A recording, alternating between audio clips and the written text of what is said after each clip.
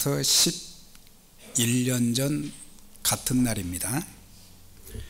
중국 스촨성 지역에 강도 8.0 지진으로 인해서 사망자가 6만 9천 명, 부상자가 37만 4천 명, 행방불명자가 약 18,000명의 참 비극의 시기가 있었습니다. 지진이 나고 난 후 사흘 되던 날 구조작업을 하던 대원들이 흙더미에 파묻혀 있는 한 여인을 발견했습니다.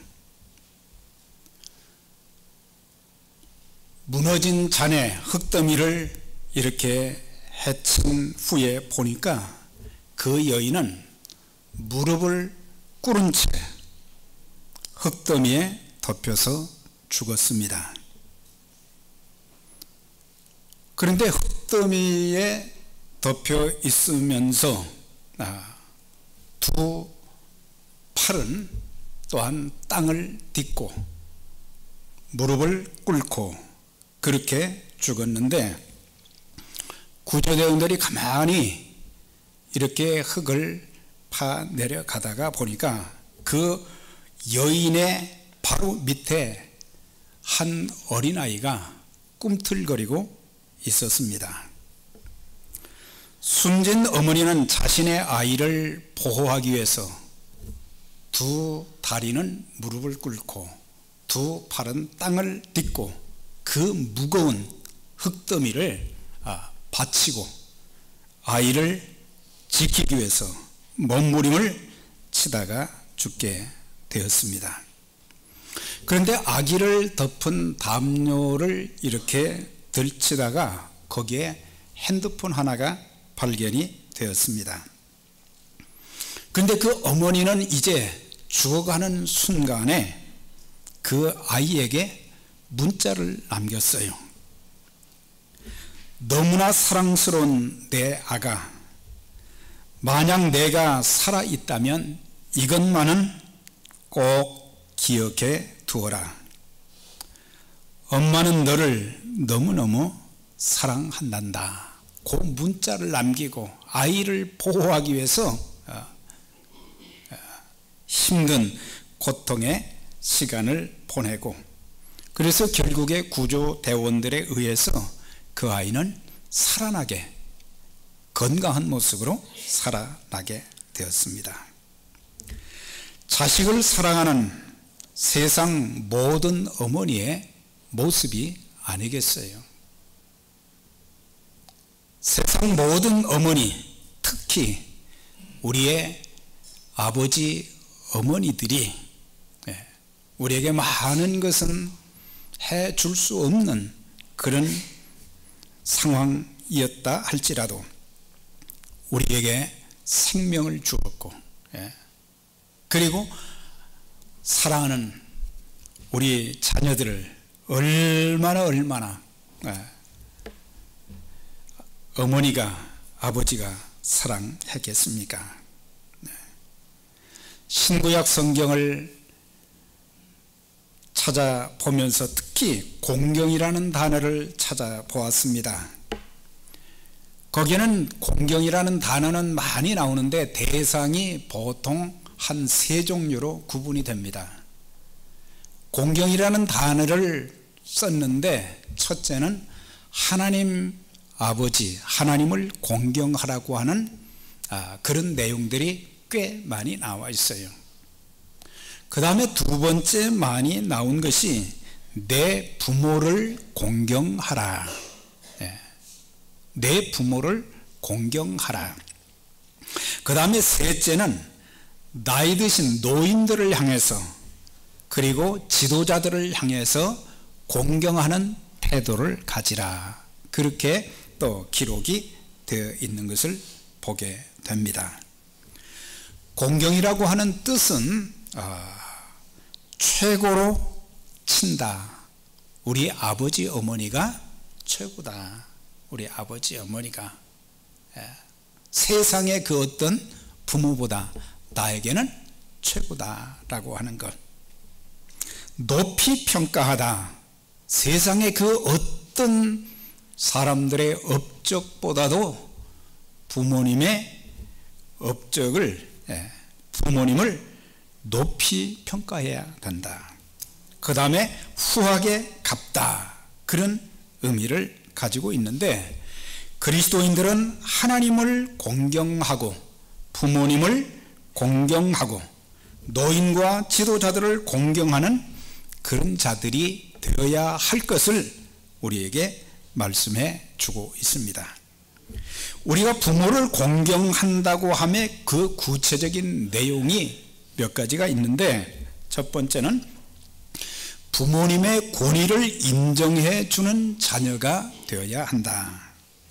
자녀들아 모든 일에 부모에게 순종하라. 이는 주 안에서 기쁘게 하는 것이니라 그랬어요. 강조한 것이 모든 일에 순종하고, 또 순종하게 될 때에 부모님을 기쁘시게 해 드린다. 너 낳은 아비에게 청종하고 내 늙은 어미를 경히 여기지 말지니라. 부모님은 하나님의 대리자로 하나님을 대신해서 우리에게 생명을 주신 자들입니다.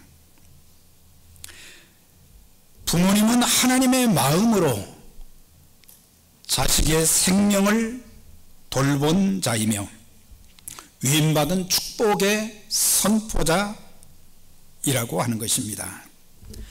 머리 없는 몸이 없듯이 부모 없이 내가 세상에 어떻게 태어났으며, 부모의 희생적인 돌봄이 없이 어찌 오늘의 내가 있을 수 있겠습니까?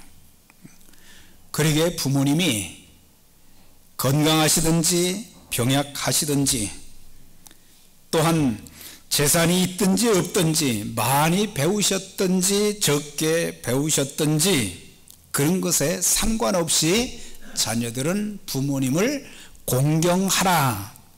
이것은 하나님의 명령의 말씀입니다. 하나님께서 주신 권위를 인정하는 자녀들은 부모님의 말씀에 순종하지만, 하나님의 권위를 인정하지 않는 사람들은 부모의 권위도 인정을 잘 안 합니다. 자녀들아 모든 일에 순종하라. 내게 생명을 준 아버지에게 순종하고 내 늙은 어미를 업신여기지 말아라. 업신여기지 말아라. 자녀가 부모에 대해서는 조건이 없이, 부모님은 자녀들을 조건 없이 사랑하셨잖아요. 마찬가지로 자녀들도 조건이 없이 부모님을 사랑하되, 사랑의 그 내용은 뭐냐? 부모의 권위를 인정하고 부모님의 말씀에 순종해야 된다라고 하는 거죠. 자녀들아 주 안에서 너희 부모에게 순종하라 그랬어요. 그러니까 우리가 그리스도인으로서 주님께 순종하듯이, 하나님 말씀에 순종하듯이 육신의 부모에게도 순종하라, 그렇게 말씀해 주고 있어요. 하나님만 공경하고 하나님의 말씀에만 순종하는 것이 아니라, 하나님께서 우리에게 하나님의 대리자로 주신, 위임받은 축복의 선포자로 주신 그 부모님에게 순종하라고 하는 거예요. 특히 성도들은 불신자들보다 더욱 부모에게 순종할 책임이 있다고 하는 거예요. 5월이 되면 부모님께 효도에 본이 되는 사람들에게 상을 주는 제도가 많이 있어요. 그런데 거기에 보면 그리스도인들이 다 있어야 되는데, 그리스도인들보다는 안 믿는 사람들인데도 부모에게 효도한 본이 되는 사람들이 굉장히 많더라고요. 하나님도 예수님도 안 믿는데, 하나님 말씀도 없는데, 자기 부모의 그 사랑과 은혜를 깨닫고는 부모가 병들어도, 부모가 힘든 인생 여정을 사실 때에도 끝까지 부모를 버리지 않고 사랑하는, 그것도 1, 2년도 아니고 10수년씩을 그렇게 참 효도했던 그런 분들을 보면서 그리스도인들은 믿지 않는 사람들보다 더 효도해야 된다고 하는 거예요. 예수 믿지 말라, 도적질하지 말라라고 하는 말은 예외지만은 그 외의 모든 말씀에는 순종해야 되는 것이다. 어머니는 자녀를 10달 동안 뱃속에서도 길렀어요. 낳은 후 성년이 될 때까지 긴 세월 동안 자녀들이 이해할 수 없는 상상을 초월하는 희생이 있었어요. 부모는 그렇게 어려운 인생을 살면서도, 아이를 키우면서 많은 고통을 겪으면서도 부모님은 자식들에게 내가 이렇게 고생했다 그런 이야기를 안 하시기 때문에 상상을 초월할 수 없는 어려움들, 그 긴 세월을 애타하며 살았던 우리의 부모님. 그래서 부모님에게 어떤 물질적인 많은 것을 후원하는 것도 중요하지만 더 중요한 것은 부모의 권위를 인정해 주는 것은 부모님이 말씀하시는 것을 잘 듣는 그런 자녀들이 되어야 한다. 우리 중에는 그런 사람들이 없겠지만은 가끔 보면은 나이가 많은 노인들 보면서 주책이라고 그러잖아요. 나이가 많은, 그것도 자기 부모에게 나이가 들더니 망령이 드셨다. 이건 자식으로서 해야 될 말이 아니죠. 병이 드시면 병 간호를 한다는 게 쉬운 일은 아닙니다만은 자식들이 생각하기를 우리 아버지 어머니 사실 만큼 사셨는데 뭐 이제 가실 때도 되셨는데 언제쯤 돌아가실까, 이런 생각을 한다는 것은 이건 참 불효자들 얘기예요. 나이가 많아 늙으셨다고 업신여기지 말고 무시하지 말라고 하는 거예요. 가볍게 여기지 말라고 하는 거예요. 부모의 가르침도 무시하지 말아야 된다. 왜? 부모님들에게는 오랜 연륜을 통한 삶의 지혜가 굉장히 많은 거예요. 그분들 한마디 한마디 하시는 말씀마다 지혜가 꽉 차 있어요. 그래서 부모님들에게 무례하게 대하지 말고 무슨 말씀이든지 순종하는 자녀가 될 때 효도하는 자녀가 될 수 있다고 하는 것입니다. 신명기 21장에 보면은 이런 제도가 있었어요. 거기에 모세 설교 중에 사람에게 완악하고 패역한 아들이 있어 아들을 키웠는데 효도하는 아들이 아니에요. 아주 부모를 업신여기고 그 다음에 술 마시고 방탕하고 그리고 부모가 이제 권면을 하고 징계를 해도 듣지 않거든 하나의 제도를 만들었어요. 그를 끌고 성읍 장로들에게 데리고 오라. 그리고 성읍 장로들에게 우리 아들은, 내 아들은 이렇게 패역한 아들입니다. 방탕한 아들입니다. 부모에게 거친 말, 거친 행동도 하고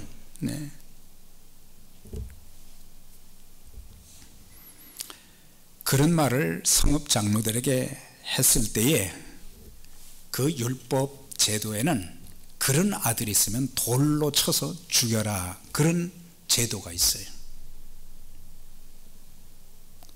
얼마나 힘들고 그러면은 부모들에게 그런 제도를 만들어 준 거예요. 그런데 기록에 보면 아무리 망나니 아들, 딸이라고 할지라도 한 사람도 성읍 장로들에게 끌고 와서 우리 아들이 이런 아들입니다, 패영무도한 아들입니다, 그렇게 말하는 부모가 한 사람도 없었다고 하는 거예요.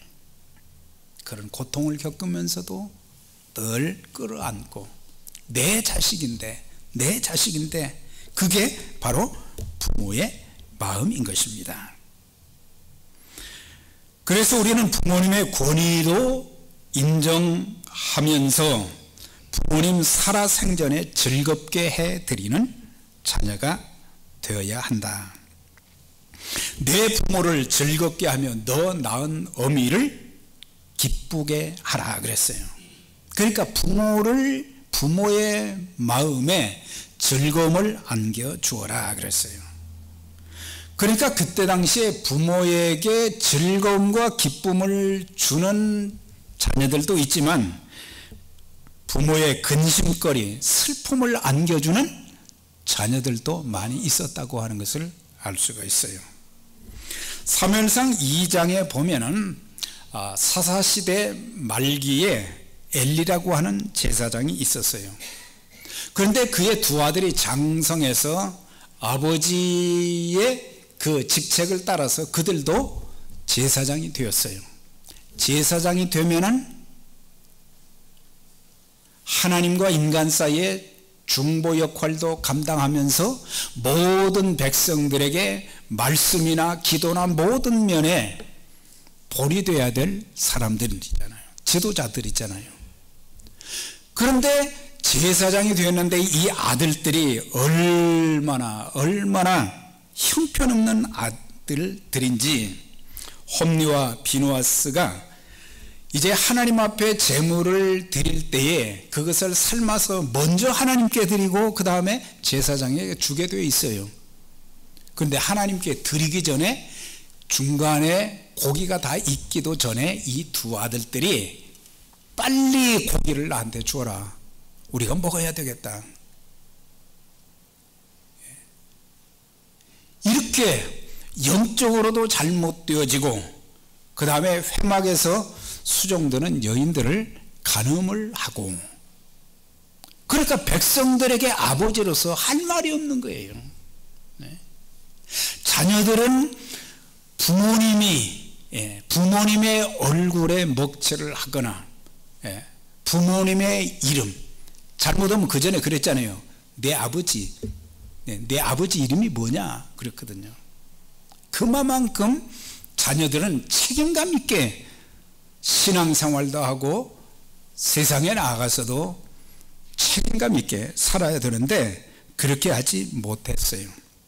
그래서 홈리와 비누아스를 하나님께서 전쟁터에서 그냥 데리고 가버리셨어요.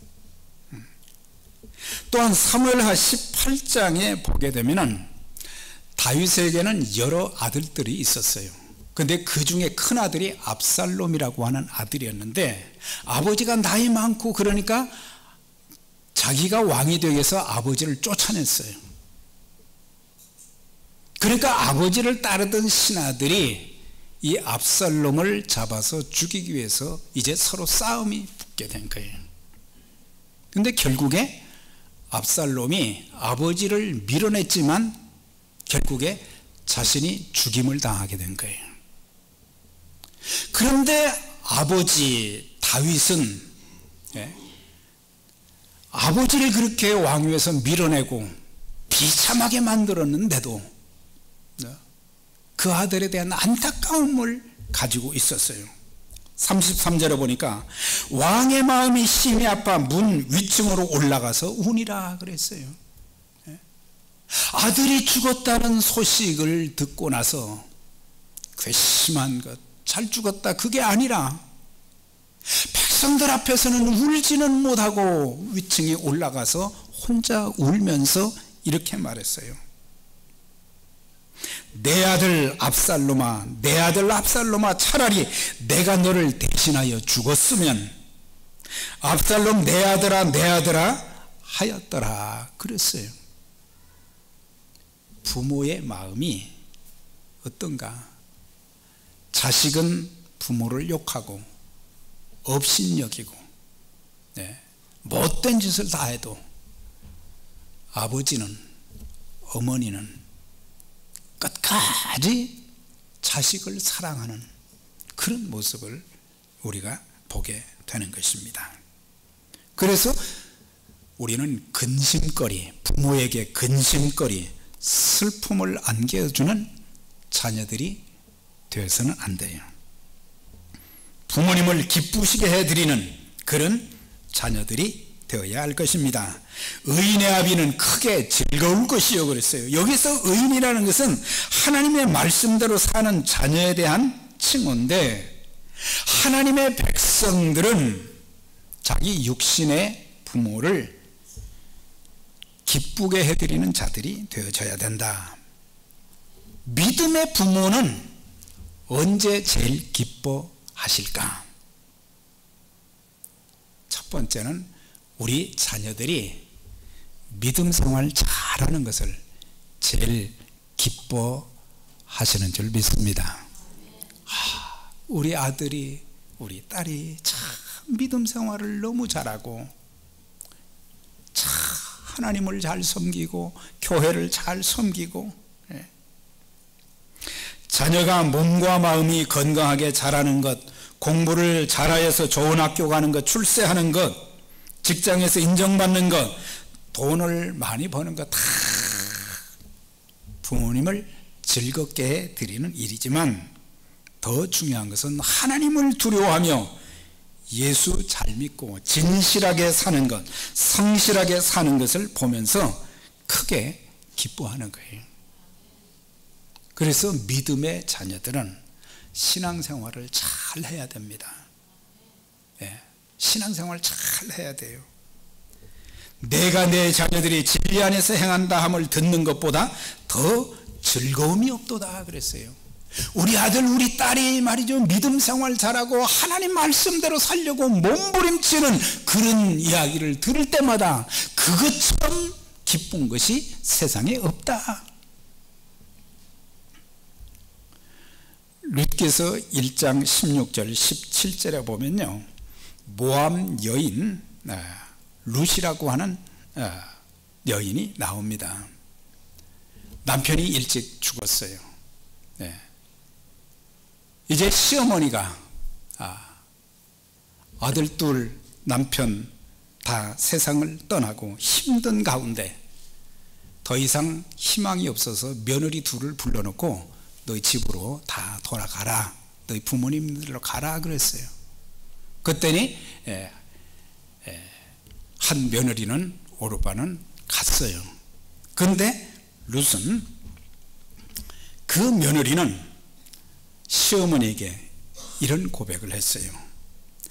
내게 어머니를 떠나며 어머니를 따르지 말고 돌아가라 강권하지 마옵소서. 어머니 가시는 곳에 나도 가고 어머니께서 머무시는 곳에서 나도 머물겠나이다. 어머님의 백성이 나의 백성이 되고 어머님의 하나님이 나의 하나님이 되시리니 어머니께서 죽으시는 곳에서 나도 죽어 거기 묻힐 것이라. 만일 내가 죽는 일 위에 어머니를 떠나면 여호와께서 내게 벌을 내리시고 더 내리시기를 원하나이다 그랬어요. 시어머니 나오미의 마음이 얼마나 감동이 됐겠어요. 이 여인은, 룻은 시어머니를 통해서 하나님을 알게 된 거예요. 하나님을 믿었어요. 부모님을 통해서 우리가 예수 믿게 됐다면 그건 엄청난 축복입니다. 그 다음에 이 룻은 말이죠, 남편은 없지만 어머님이 믿는 하나님을 잘 믿을 뿐만 아니라 시어머님께 최고의 효도를 죽을 때까지 했어요. 최고의 효도를 했어요. 그래서 하나님이 이방 여인을 축복하셔서 예수님의 족보에 그 이름이 올라서 다윗의 할아버지를 낳게 된 거죠. 다윗의 할아버지를. 어떻게 이방 여인이 그 족보에 들어갈 수 있겠어요? 신앙 좋고 육신의 부모님, 시어머님께 효도하고, 그리고 시어머님 죽는 곳에는 나도 거기서 죽겠다.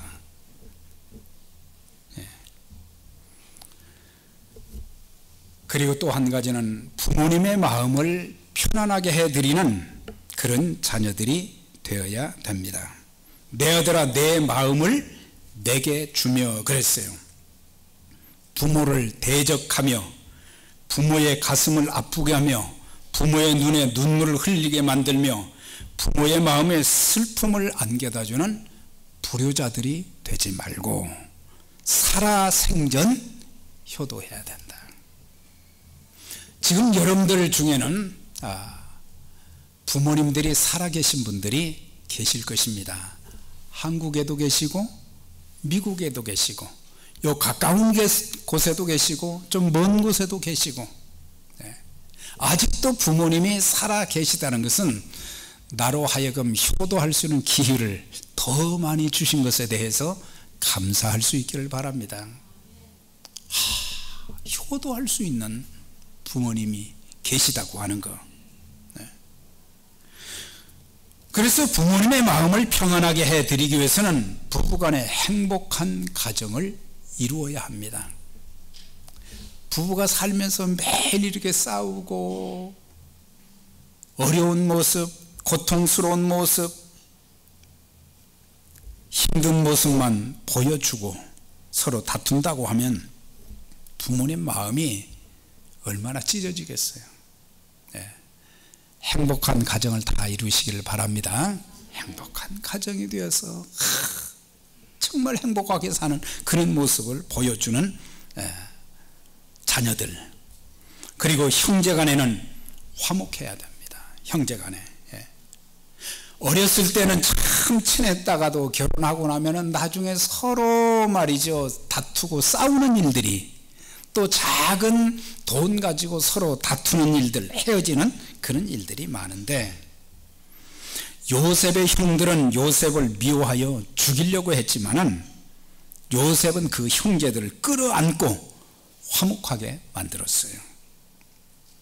다윗의 아들들은 화목하지 못하고 서로 왕이 되기 위해서 형제들끼리 싸웠습니다. 우리가 작은 것 하나, 작은 일 하나 가지고 형제들끼리 다투지 말아야 된다. 다투지 말아야 돼요. 서로 양보하고 이해하고 조금 손해보고 그렇게 해서 화목한 형제애, 그리고 부모님의 노후를 보살펴 드려야 됩니다. 누가복음 2장 51절에 보면 예수께서 6월절에 예루살렘에 올라가셨다가 6월절 모든 행사를 마치고 돌아와서 십자가에 못 박혀 돌아가실 때까지, 공생애를 시작하기 전까지 나사렛에 이르러 순종하여 받드시더라 그랬어요. 예수님께서는 하나님께도 순종했고 육신의 부모에게도 순종하면서 받들었다 그랬어요. 요한복음 19장에 보면 예수님이 이제 십자가에 못 박혀 운명하시기 직전에 자기 어머니 마리아가 십자가 그 밑에 서 계신 것을 보게 되었어요. 육신의 어머니를 잘 보살펴 드리지 못하는 얼마나 많은 그런 힘든, 근데 자기 몸이 십자가에 못 박혔으니 어떻게 할 수가 없는 거예요. 그런 와중에도 내 몸이 아프고 힘든데도 어머니를 요한에게 부탁을 했어요. 보라 내 어머니라. 내 어머니로 알고 잘 모셔라. 그래서 사도 요한은 마리아가 세상 떠나는 그날까지 예수님의 어머니, 육신의 어머니 마리아를 끝까지 잘 모셨다고 하는 그런 기록이 있습니다. 또 한 가지는 우리 부모님들 중에는 나는 예수를 믿지만은 아직도 예수님 믿지 못하는 그런 부모님들이 아직도 계시다고 하면 우리가 할 일이 뭐겠습니까? 우리 부모님이 언제 이 세상을 떠나실지 알 수가 없어요. 이 땅에서도 고생을 하셨는데 천국에서 영생하며 안식하실 수 있도록 복음을 전해서 예수님 영접하게 만드는 것이 자녀의 책임적인 도리라고 하는 거예요. 책임적인 도리예요. 언제 떠나실지 모르는데 죄로 인해서, 예수 믿지 않는 죄로 인해서 진노와 심판, 지옥 형벌에 떨어진다고 하면 그보다 더한 불효가 어디가 있겠어요? 그래서 생명 있는 동안, 부모님이 건강하신 동안 예수님 영접하도록 기도해 드리고 또한 복음을 전하고, 그렇게 해서 여러분들 중에 믿지 않은 부모님들 다 여러분들로 인해서 예수 믿고 구원받는 역사가 있기를 주의 이름으로 축원합니다. 최고의 효도예요. 최고의 효도, 최고의 효도. 자, 부모 분경을 잘한 사람들에게 주시는 복도 있어요. 거기 보면은 복을 누리게 하신다 그랬어요. 그래서 우리가 이 땅에 살면서 하나님과의 관계도 잘 해야 되고, 이 땅에서 첫 번째 맺는 인간관계는 부모와의 그런 관계예요. 단추도 보면은 순서가 있잖아요. 이 단추를 잘못 껴면 안 되는 것처럼 우리가 육신의 부모님과의 첫 단추, 이 관계를 잘하게 되면 우리가 세상에 나가서 다른 사람들과도 관계를 잘 할 수 있고 후회 없는 삶을 살게 되는 것입니다. 그래서 부모에게 효도하는 그런 자들에게는 들어가도 나가도 성읍에서도 들에서도 복을 받게 해 주신다. 그 다음에 장수하는 복도 주신다 그랬어요. 이것은 무조건 오래 산다기보다는 같은 건강, 같은 삶의 조건이라면 기쁨과 즐거움으로 행복하게 오래 사실 수 있다고 하는 거예요. 사랑하는 여러분, 오늘 어버이 주일을 통해서 우리 자신을 다시 돌아보면서 하나님 아버지께도 효도 잘하고 육신의 부모님께 효도해서 참 우리 부모님들이 행복한 삶을 사시도록 최선을 다하고, 믿지 않은 부모님들 주님께로 인도해서 하나님 나라에 들어가는 놀라운 역사가 있도록, 또한 우리가 더 많은 사람들에게도 복음을 전해서 믿는 자로서 복음의 일꾼으로 귀하게 쓰임받는 저와 여러분들이 다 되시기를 주의 이름으로 축원합니다.